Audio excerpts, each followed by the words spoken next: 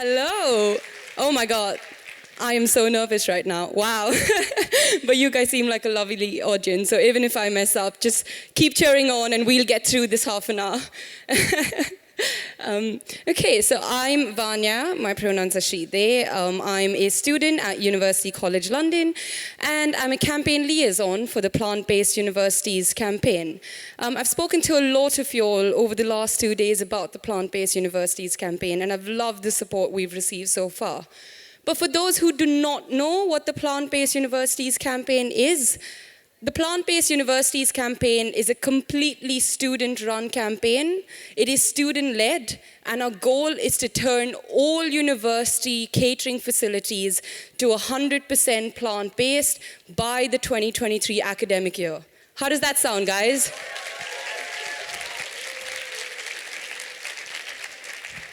Next slide, please. Next slide, please. Cheers. Thank you. We need this to be a just and sustainable transition to a plant-based catering system at universities, and we need this to be immediate by 2023 in order to combat the ecological and climate disaster that we're currently facing. I'm not here to talk about the climate crisis because that can be really depressing. I'm from India, and reading the news every day is just absolutely horrid. But I'm here to talk about a solution. I'm here to talk about hope. I'm here to give other young teenagers, other 20-year-olds hope that there can be a future as long as our institutions transition to a just and sustainable plant-based catering system. Why universities, right? We can focus on the government. We can focus on the private sector. And often, yeah, it is the government's responsibility to implement policy. So why are we focusing at universities? Well, for a few reasons.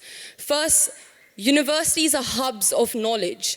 They're the group that produce the knowledge that tells us that animal agriculture is killing our environment. Animal agriculture is the leading cause of deforestation, climate breakdown, species extinction. All of this is research funded by universities, produced by universities. And then what do they do with this research? They shove it under the carpet and move along with their day. We are simply asking universities to either listen to the very research that they are funding or publicly accept that they're hypocritical. Really, that's the two options at the moment, right? Because if you're funding research that is constantly stating that animal agriculture, that we need to end animal agriculture to combat the climate crisis, why aren't you listening to your researchers? A University of Oxford study stated that we cannot limit ourselves to the 1.5 degrees Celsius set by the Paris Agreement, produced by University of Oxford researchers.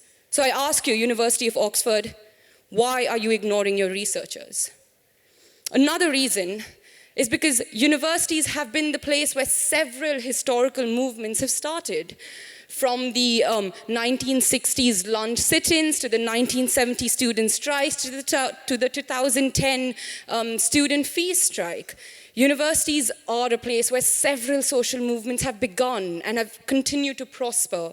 We know that university students have this energy in them to change the world, and therefore we know that this is the target audience if we want to combat the climate crisis and preserve a future for ourselves.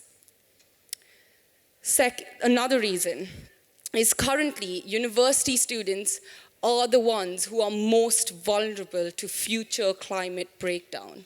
We have politicians in parliament who are 60 plus, who don't really care about the future because it's not a future that they are going to be living in. It's a future that you, me, and my university friends are going to be living in, which is why it is of utmost importance to us. And finally, university students are also the demographic that are most likely to vote for a member of parliament based on their climate policy, as well as 18 to 25-year-olds are the most likely to be vegan or vegetarian. All of this data combined with universities producing research, with students being more proactive, shows that universities are indeed a unique audience that we do need to target. So I know this all sounds wonderful and flamboyant, but what are the practical steps we take to achieve 100% plant-based catering at universities? The first thing we do is we find students at universities, and we recommend a minimum of 3 students to start a campaign at each university. At University College London, where I am, it was just me and my colleague at the beginning, and now we're 20 plus students, and we grew just through outreach, through leafleting, social media, bannering, and things like that. So the first step is just find a friend who thinks like you and who wants to safeguard their future. As simple as that. After that, we assist university students in developing key and important campaigning skills that they will put to use throughout this campaign. We conduct an online or an in-person campaigning training workshop conducted by people who are experts in campaigning. Our training was once conducted by the co-founder of Animal Rebellion. So we truly do have experts who conduct these trainings. And this is not only useful for this campaign, but any future campaign or activism that you're involved in. After this, we have the pre-launch period. The pre-launch period is really crucial for building support.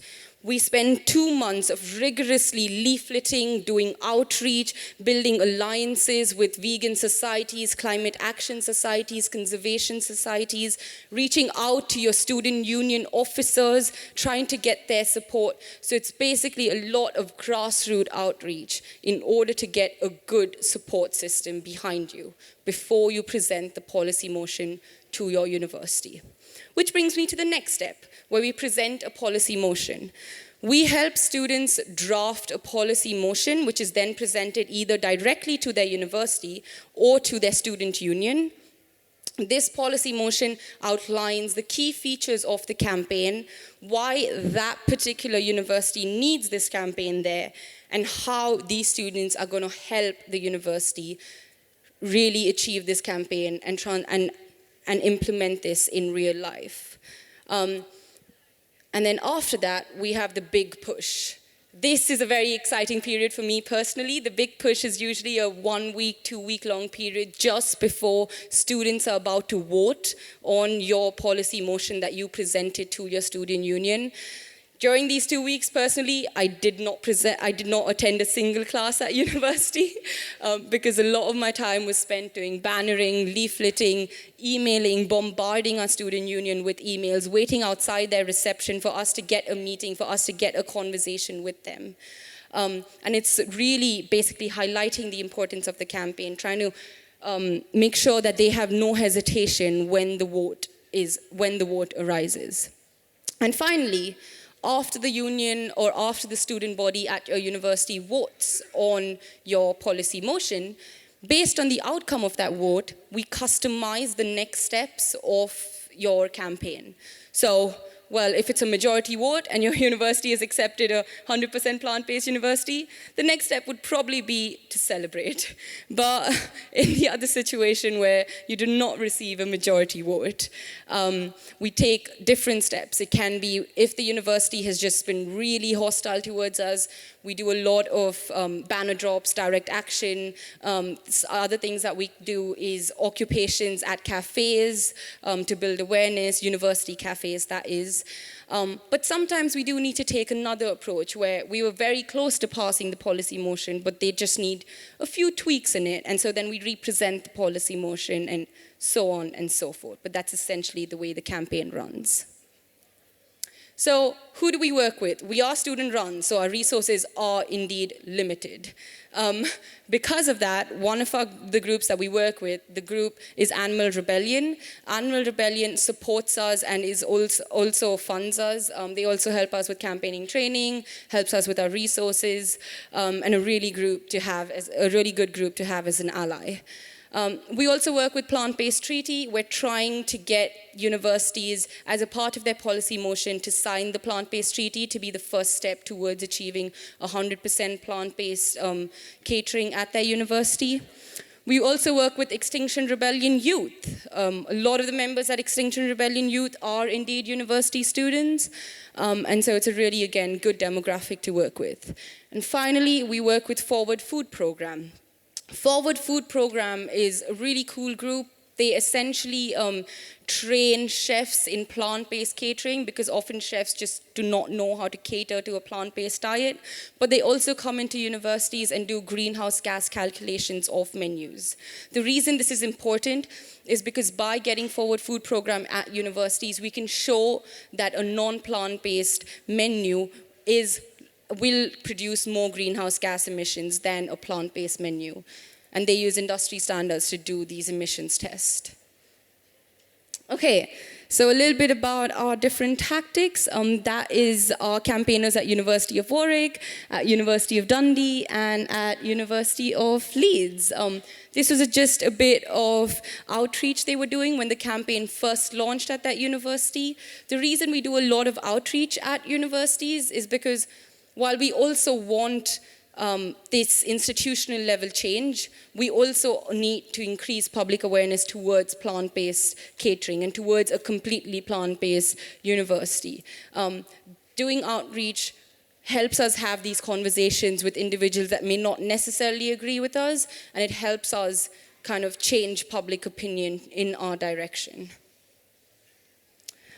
And a little bit more fun outreach that we do is banner drops. So that was at University College London, at London Metropolitan University, and at King's College London.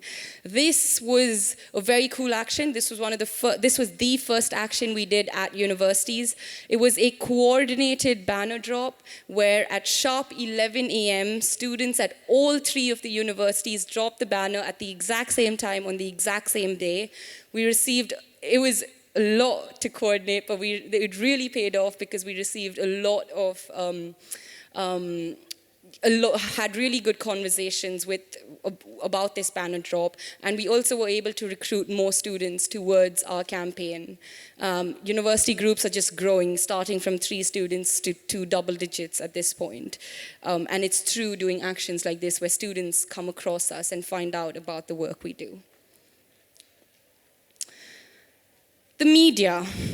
A lot of us over here are university students, and so we know the importance of student journalism and student media sites. The reason I mention the media is because it is really important for us to get into student journalism.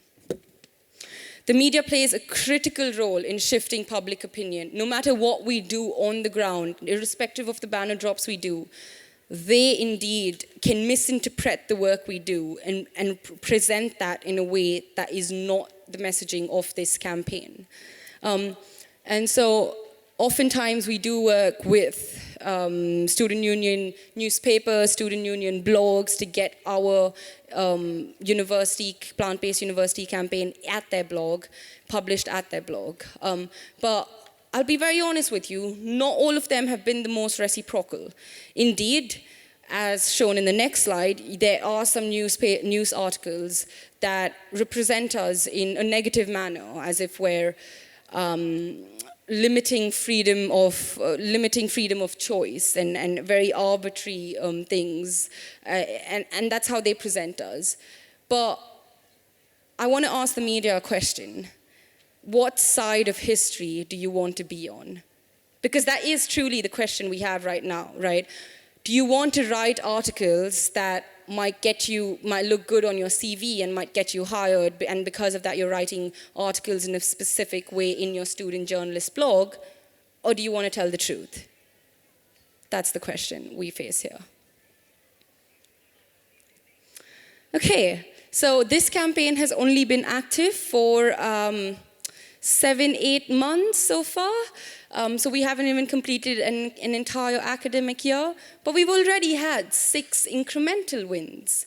So at University College London, our campaigners were successfully able to adopt default plant milk as the default milk in University College London cafes.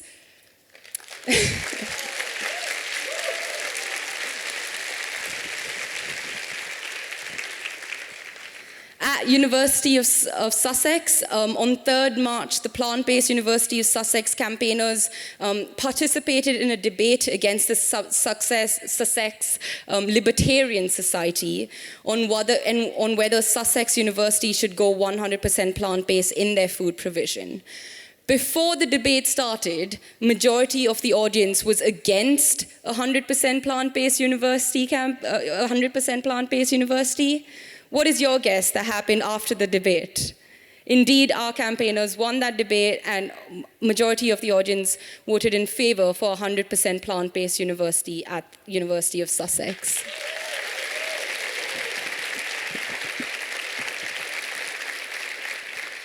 At London Metropolitan University, one of the campaigners will be joining us shortly, Sofia. She and her group were able to negotiate with Gather and Gather, which are their food providers. They were able to negotiate with their catering manager, their food providers, their head of events. And after a lot of negotiation, they were able to pass Meat-Free Mondays. That's their menu right up there.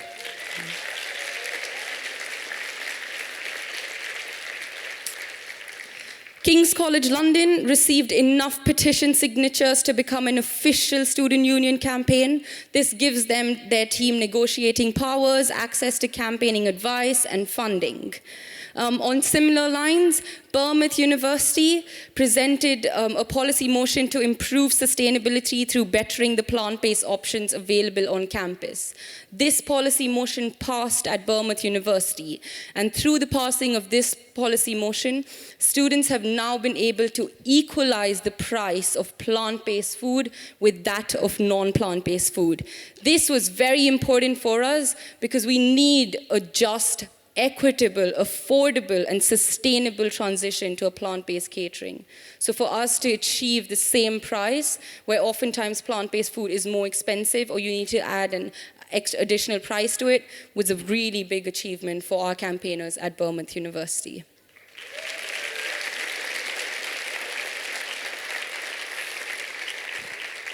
And finally, the one I'm most excited about was Warwick University, Warwick's 39.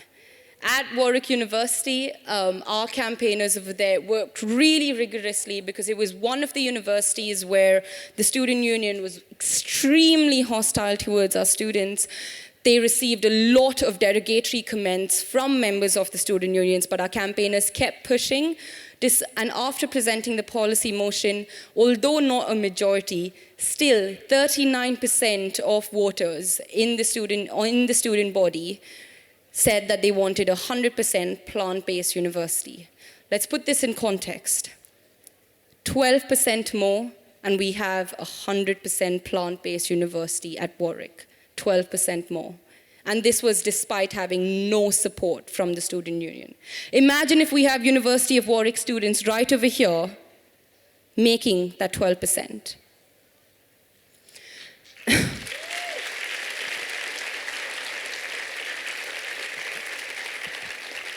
So what's next? It's been a tough and long 7-8 months, so we're going to regroup and celebrate these wonderful months and these wonderful achievements. On the 22nd, 23rd, and 24th of July, next weekend, Friday, Saturday, Sunday, we have a plant-based university summer camp based in Leicester. It is completely free of cost, including food, and it is open to all university students as well as incoming university students. This summer camp has a dual purpose. One is it's going to be filled with really interesting workshops to equip students with really good campaigning skills that they can then go and use when they launch a campaign at their university. But it's also going to be a really nice social environment. We anticipate over 100 university students over there, and so it'll be really nice to create this national-wide network of students meeting together, coming together, eating food around a bonfire, having fun, after going and getting work done.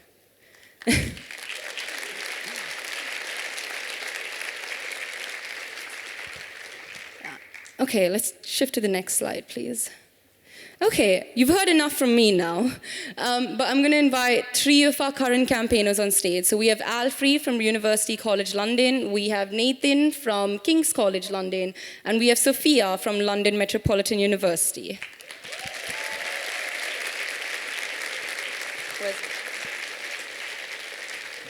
Okay, we're here to take a few questions from the audience. We're going to have a very kind Bo over here who's going to be running with the mic.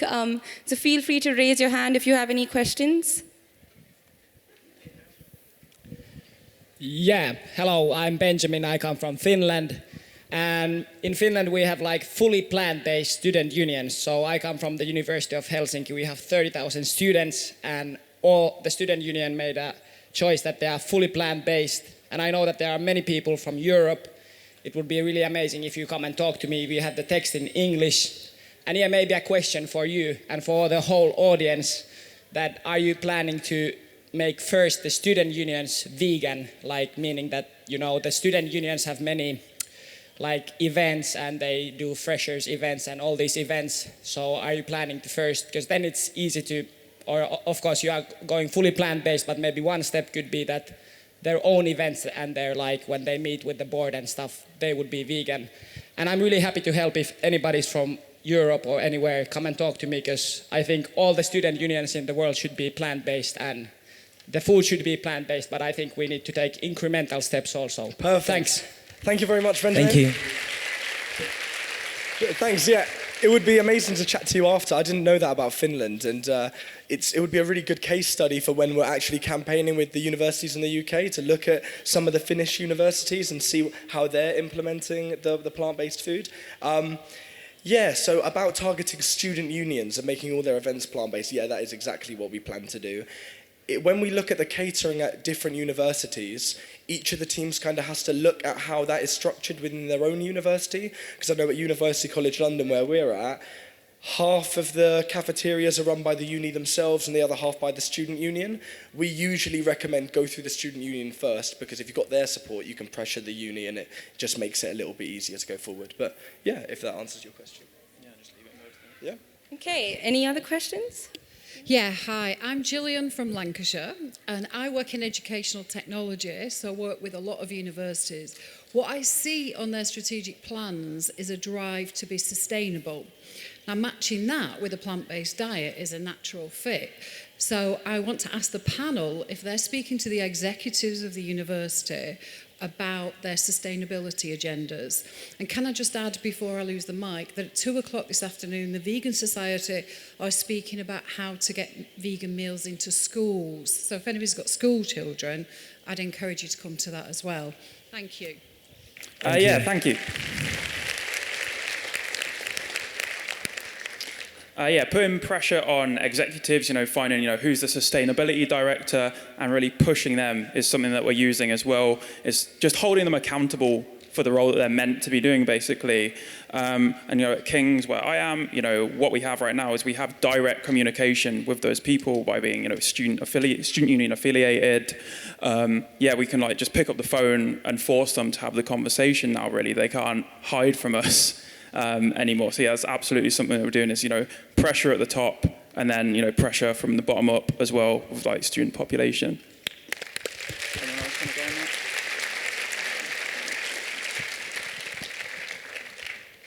Hi, I study in the Royal Vet College, so under the same umbrella as the Uni of London.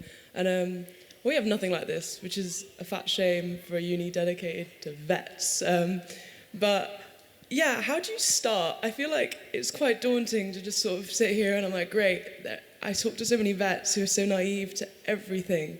It's quite scary to go into what is a very small university, actually, and try and promote what is the most important change we can do, right? So how would you suggest that initial point of really getting in there?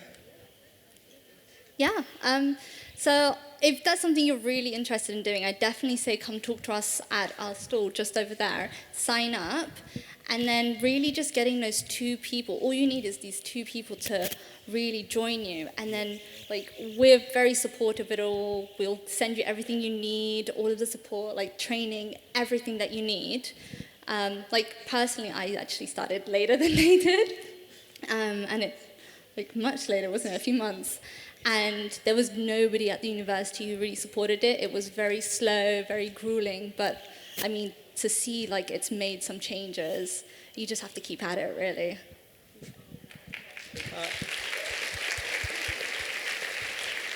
Also, the quickest way that you can join the campaign is next week attend our summer camp. If you're free for that, absolutely come along. As well, yeah, when you're coming over to the stand later on, yeah, chat to us because you'll find our Instagram on the back of our leaflets. It's at Plant-Based Unis for anyone wondering. And in the link in our bio, you can sign up to an interest form and you just fill that out. We reach out to you and then you don't have to, you just got to recruit a couple more people. And as soon as you've got 3, then, you know, you're a team and you're an active campaign. So, perfect. Thank you for the question.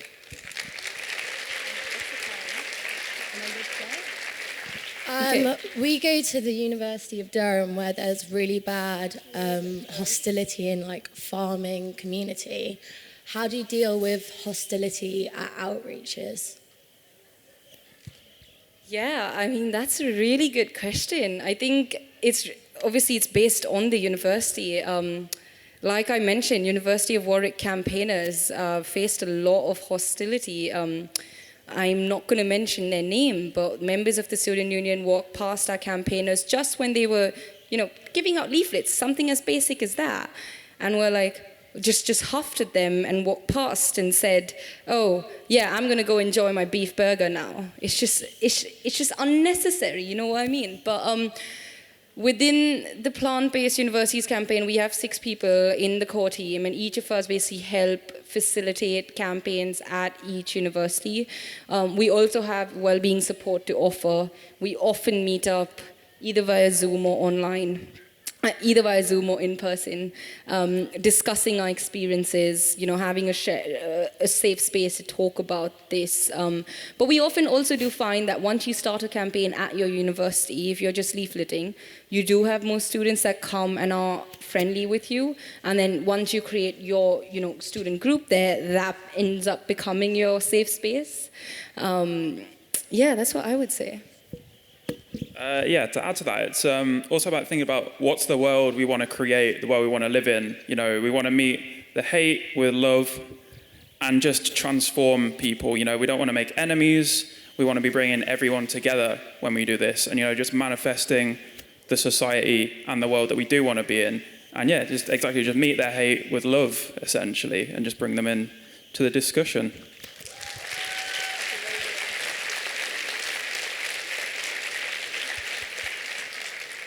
Hiya. I work at a university. Are staff able to get involved with student groups? We don't have one where I work. Yes, absolutely. At University College London, we basically interviewed staff members that we thought would be supportive, and we used their quotes in the policy motion because that increased the credibility of our policy motion. So a few ways staff members can get involved. If you just come and have a chat with us after this, we can get your contact and then we'll send you a short information about the Plant-Based Universities campaign. You can send that out to students that you may know. That way, helping us start a campaign over there. But also staff members can be a part of the policy motion process. We are students giving that bottom-up approach, right? But to even get a table at the seat with your provost is really difficult. So if we have any top-down pressure from the back end saying, book this meeting with them, take this meeting with them, all of that is crucial to continue the campaign. So definitely, helping us find students there, top-down pressure, a lot of ways you can help us with, yeah.